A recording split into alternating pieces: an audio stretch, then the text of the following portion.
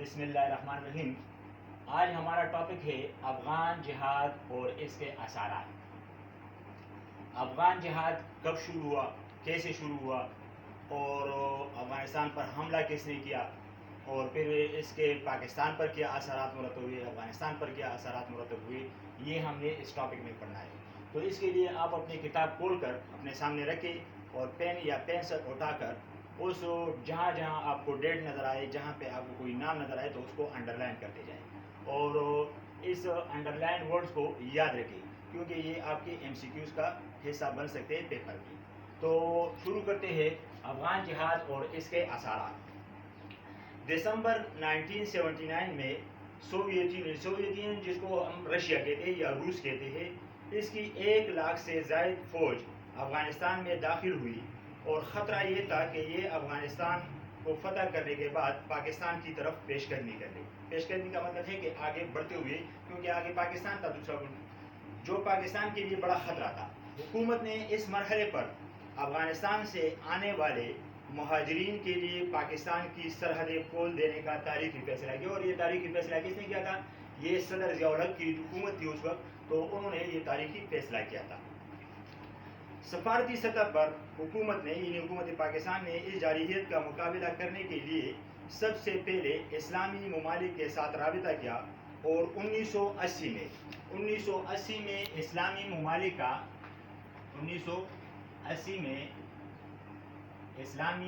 کا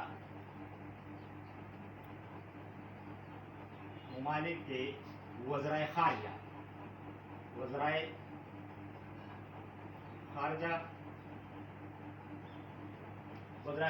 فورن منسٹر کا ایک ہنگامی اجلاس بلایا اسلام آباد میں۔ امت مسلمہ کے نمائندوں نے افغانستان کے انقلابی حکومت کو تسلیم کرنے سے انکار کر دیا اور روسی جارحیت کی پرزور مذمت کی۔ افغانستان کے مسئلے کو صرف پاکستان کا نہیں بلکہ پورے عالم اسلام کا مسئلہ قرار دیا، اور افغان مہاجرین کی آمد سے پاکستان پر معاشی بوجھ کو مل کر اٹھانے پر سب نے آمادگی ظاہر کی۔ یعنی سب اس بات پر، یہ وزرائے خارجہ جتنے بھی تھے، یہ سب اس بات پر راضی ہوئے کہ یہ صرف پاکستان کا مسئلہ نہیں ہے کہ جو اس کا پڑوس ہے، بلکہ یہ پورے عالم اسلام کا مسئلہ ہے۔ پاکستان کی حکومت ایک طرف افغانستان میں روسی جارحیت کے خاتمے کے لیے کوشاں تھی، تو دوسری طرف لاکھوں مہاجرین کی امداد کے لیے بھی سرگرم عمل تھی۔ مہاجرین کے لیے ترقی یافتہ ممالک نے امداد دینی شروع کر دی۔ ان ترقی یافتہ ممالک میں جو ممالک شامل ہیں اس کو بھی انڈر لائن کر لے۔ برطانیہ، مغربی جرمنی اور جاپان نے پاکستان کے بعض قرضے معاف کر دیے ان مہاجرین کی آمد کی وجہ سے، کیونکہ پاکستان پر معاشی طور پر بوجھ بن چکا تھا۔ یہ بے سر و سامانی کی حالت میں آئے تھے، ان کے پاس رہائش اور ان کے کھانے پینے کا کوئی بندوبست ان کے پاس نہیں تھا، تو اس حوالے سے برطانیہ، مغربی جرمنی اور جاپان نے پاکستان کے جو قرضے تھے پاکستان پر ان کو معاف کر دیا، اور بعض قرضوں پر سود کا رقم معاف کر دیا، اور مہاجرین کے لیے امدادی اشیاء فراہم کرنا شروع کر دی۔ امدادی اشیاء میں ان کی رہائش کے لیے ٹینٹ اور خیمے وغیرہ اور کھانے پینے کی اشیاء یہ بھیجنی شروع کر دی۔ امریکہ کی امداد بھی 2.5 سال بعد پاکستان پہنچنا شروع ہو گئی اس افغان مہاجرین کے لیے۔ افغان مجاہدین روایتی ہتھیاروں سے روس کا مقابلہ کر رہے تھے، کیونکہ ان کے پاس وہ عام طور پر جو بندوقیں ہوتی ہیں وہ ان کے پاس تھی، اور ان کے ساتھ وہ اس رشیا کے خلاف لڑ رہے تھے، اگرچہ روس اس وقت سپر پاور تھا اور ان کے پاس جدید ہتھیار تھے، جدید ہتھیاروں سے اس کی فوج لیس تھی، لیکن یہ لوگ روایتی ہتھیاروں سے اس کا مقابلہ کر رہے تھے۔ روسی طیاروں کے مقابلے میں افغان مجاہدین کے پاس کسی بھی قسم کی طیارہ شکن میزائل نہ تھے۔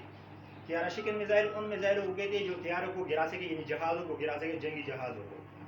روسیوں کے اچانک ہوائی حملوں سے مجاہدین کو کافی نقصان اٹھانا پڑا تھا، کیونکہ جو زمینی جنگ تھی تو زمینی جنگ میں تو وہ مقابلہ کر رہے تھے روایتی ہتھیاروں سے، لیکن جب ہوائی بمباری شروع ہوئی اور اس کا مقابلے کے لیے ان کے پاس کوئی میزائل وغیرہ نہیں تھے جو ان کے جہازوں کو گرا سکے۔ مگر مجاہدین باوجود ان ہوائی حملوں کے ان کے حوصلے خراب نہیں ہوئے، پست نہیں ہوئے۔ پہلے 2 سالوں میں صرف پاکستانی افغان جہاد کے ہر لحاظ سے مدد کر رہا تھا، البتہ بعد میں چین نے بھی روسی ساخت کے بندوقیں مجاہدین کو فراہم کی۔ یہ کلاشنکوف میں 2 قسم کی کلاشنکوف ہوتے ہیں، ایک چائنا کلاشنکوف کہتے ہیں، ایک روسی ساخت یعنی روس کے بنے ہوئے ہیں، تو وہ بھیجنا شروع کر دیے۔ اسلامی ممالک خاص طور پر سعودی عرب اور کویت نے پاکستان کو معاشی وسائل فراہم کیے اور عرب دنیا سے بہت سے رضاکار جہاد میں شامل ہونے کے لیے بھی آئے۔ امریکہ نے افغان جہاد اور افغان مجاہدین کو طیارہ شکن توپیں اور سنگر میزائل فراہم کیے، جن کی پہنچنے سے جنگ کا نقشہ تبدیل ہو گیا۔ یہاں پہ ایک بات آپ لوگ نوٹ کر لیں کہ یہ جنگ جو تھی یہ اصل میں ان دو سپر پاور کے درمیان تھی، یعنی افغانستان کو صرف انہوں نے میدان جنگ بنایا تھا۔ اصل میں یہ جنگ جو تھی یہ امریکہ اور رشیا کی تھی، اور میدان جنگ بنایا تھا، لوگ مر رہے تھے وہ افغانستان کے مر رہے تھے۔ باقی مین مقصد ان کا یہ تھا کہ امریکہ چاہتی تھی کہ یہ رشیا اس پر حملہ آور ہو جائے اور ہم اس کا مقابلہ پاکستان کے تعاون سے کریں، تو یہ سپر پاور کی یہ حیثیت ان کے ختم کرنا چاہتا تھا۔ جن کے پہنچنے سے جب یہ سنگر میزائل وغیرہ امریکہ کی طرف سے مجاہدین کو پہنچے تو پھر جنگ کا نقشہ بالکل پلٹ گیا، تبدیل ہو گیا، اور روسی افواج کے لیے واپسی کے علاوہ کوئی راستہ نہیں بچا۔ در حقیقت یہ جنگ روس اور امریکہ کے مفادات کی جنگ تھی۔ افغانستان کو میدان جنگ بنایا تھا اور نقصانات افغانستان کے لوگوں اور پاکستان میں خصوصاً خیبر پختونخوا کے لوگوں کو اٹھانا پڑ رہی تھی، اور لوگ اس سے متاثر ہو رہے تھے، افغانستان کے لوگ اور پاکستان کے خیبر پختونخوا کے پشتون اور پٹھان لوگ متاثر ہو رہے تھے۔ جنیوا مذاکرات، میخائیل گورباچوف جب انہوں نے اقتدار سنبھالا تو اقتدار سنبھالنے کے بعد انہوں نے افغانستان کے مسئلے پر اپنا رویہ لچکدار رکھا۔ لچکدار کا مطلب ہے کہ وہ اس مسئلے کا حل چاہتے تھے۔ 50,000 روسی افواج اور بے پناہ مالی نقصان کے بعد آخرکار روس اس مسئلے سے جان چھڑانا چاہتے تھے، افغانستان سے جان چھڑانا چاہتے تھے، کیونکہ اس کو بہت جانی اور مالی نقصان ہوا تھا۔ اس لیے دسمبر 1987 میں یہ مسئلہ اقوام متحدہ کے ذریعے حل کرنے پر ان کا اتفاق ہوا اور جنیوا کے دور کامیاب ہونے لگا۔ یہ جنیوا جو ہے یہ امن معاہدوں کے حوالے سے بڑا مشہور شہر ہے، اس لیے یہ معاہدہ بھی وہاں پہ ہوا تھا۔ 10 جنوری 1988 کو گورباچوف نے اعلان کیا کہ اگر 15 مارچ تک جنیوا مذاکرات کامیاب ہو گئے تو 15 مئی 1988 سے روسی افواج جو ہے وہ افغانستان سے نکلنا شروع کر دیں گے، یعنی وہ افغانستان سے پسپائی اختیار کر لیں گے۔ اس سلسلے میں وزیر اعظم جنیجو، جو ہمارے پاکستان کا مسئلہ تھا وہ کیا تھا، جنیجو وزیر اعظم تھے اور ضیاء الحق جو تھے اس وقت کے صدر تھے۔ وزیر اعظم جنیجو 1 مارچ تک جنیوا معاہدے پر دستخط کرنے کو تیار تھے، جبکہ ضیاء الحق صاحب کا موقف تھا کہ اس مرحلے پر اصل مسئلہ روسی فوجوں کی واپسی نہیں بلکہ عبوری حکومت کا قیام ہے، کہ افغانستان میں کوئی عبوری حکومت قائم کر دی جائے، اور اگر افغانستان میں عبوری حکومت قائم نہ ہو اور روسی افغانستان سے کٹ پتلی حکومت چھوڑ کر چلا گیا تو افغانستان میں پھر خانہ جنگی کا خطرہ تھا۔ دوسری بات یہ تھی کہ جنیوا مذاکرات میں افغان مہاجرین کو فریق بنانا چاہتے تھے جنرل ضیاء الحق، کیونکہ اس کے بغیر یہ 35 لاکھ مہاجرین کی واپسی ممکن ہی نہیں تھی۔ ان تمام باتوں کے باوجود جنیجو نے معاہدہ جنیوا پر دستخط کیے، جس پر ضیاء الحق صاحب اور جنیجو صاحب کے پھر اختلافات بھی بڑھتے گئے، اور یوں یہ مسئلہ جو تھا یہ جنیوا کا مذاکرات جو تھے یہ وزیر اعظم جنیجو کے دستخط کے بعد یہ حل ہو گیا۔ پاکستانی معاشرے پر افغان جہاد کے جو اثرات مرتب ہوئے وہ اس میں ہم نے شارٹ کٹ پڑھنا ہے۔ روس اور افغانستان کی جنگ میں لگ بھگ 35 لاکھ افغان ہجرت کر کے پاکستان آئے تھے، جو بے سر و سامانی کی حالت میں آئے تھے۔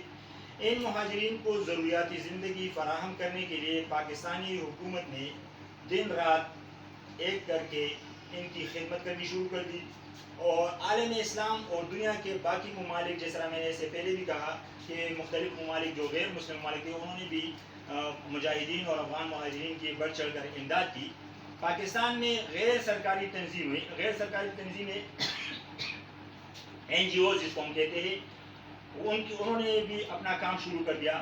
اس طرح پاکستانی عوام کو روزگار کے مواقع ملے اس NGOs کی وجہ سے۔ حکومت پاکستان کا ان مہاجرین کو پناہ دینا ایک ہمدردانہ فعل تھا، مگر ان کی آمد سے یہاں کے معاشرے پر بہت سے منفی اثرات بھی مرتب ہوئے۔ معیشت کے حوالے سے مہاجرین کی آمد سے پاکستان کی معیشت پر عام طور پر، اور خیبر پختونخوا چونکہ اس کے قریب تھی اور زیادہ تر مہاجرین یہاں پہ آئے تھے، تو اس پر خاص طور پر منفی اثرات پڑے. جو زیادہ تر کاروبار تجارت وغیرہ تھی, دکانیں تھی, یہ افغان مہاجرین کے ہاتھوں میں چلے گئے, تجارت وغیرہ.